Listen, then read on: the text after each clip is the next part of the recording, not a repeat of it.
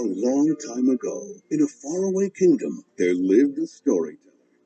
He used his experience as a teller of fairy tales, combined with his love of new technology, to tell a classic story of the triumph of good over evil, with memorable characters, told with stunning art and animation.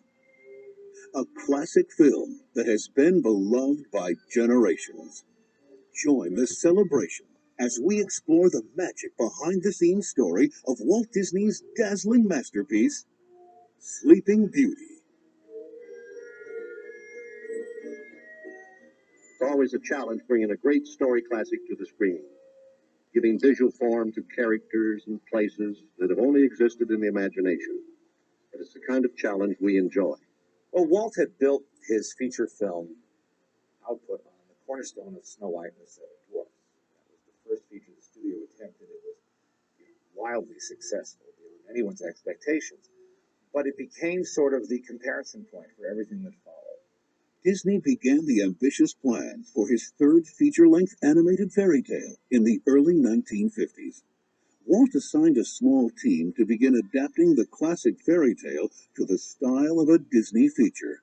I think it was at least as early as 52. We thought it was real great. It's little gnomes type fairies. It was a whole different type of picture.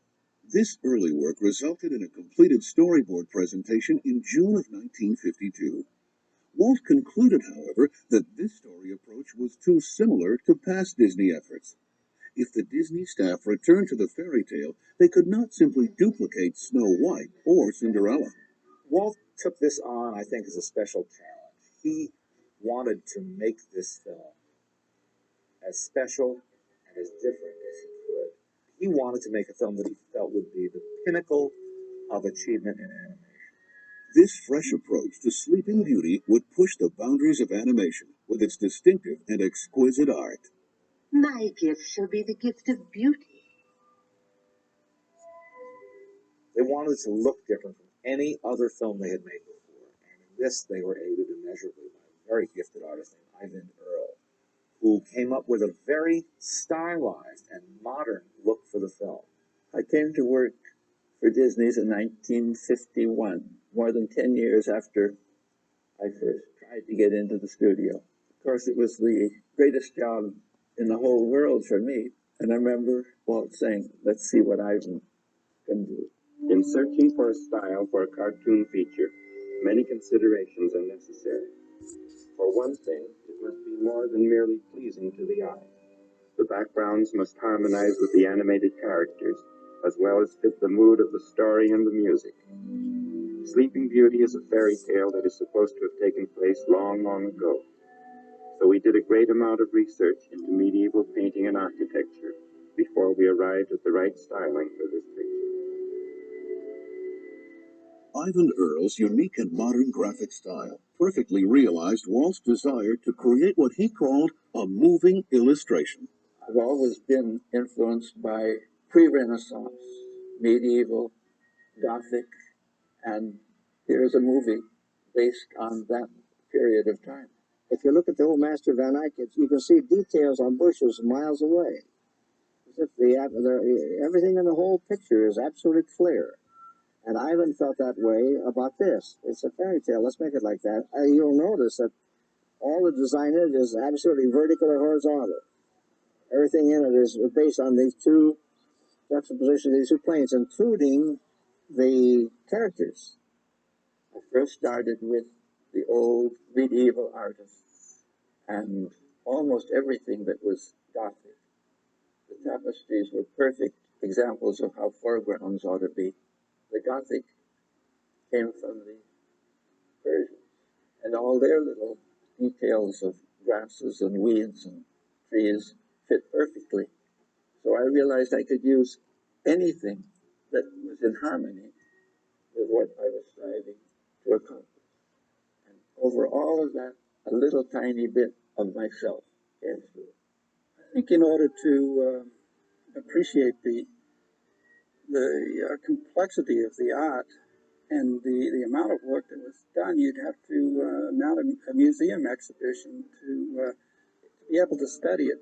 Walt's team of experienced animators faced a particular challenge, making their characters live believably within this highly stylized world.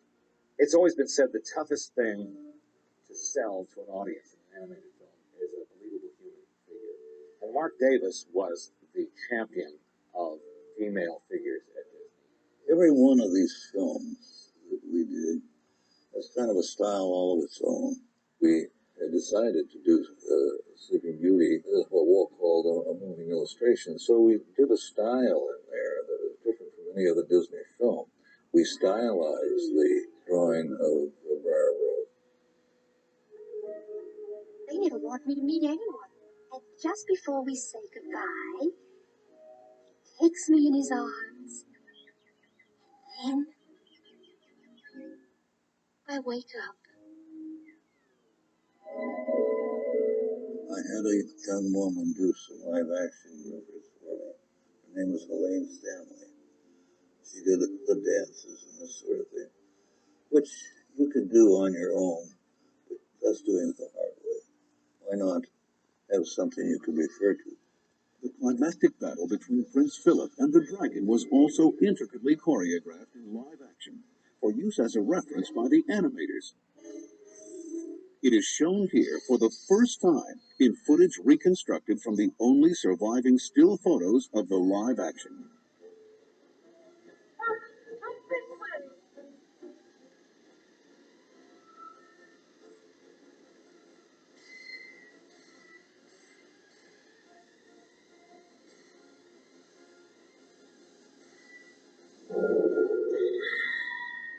Mark Davis commanded the forces of both good and evil in Sleeping Beauty.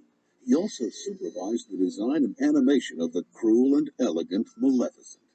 I looked through books of the Middle Ages and so on, and I found some figure that was kind of a religious nature, but part of the gown were these kind of medallions of red, and they had a look of flames, and I thought, gee, that's a good idea.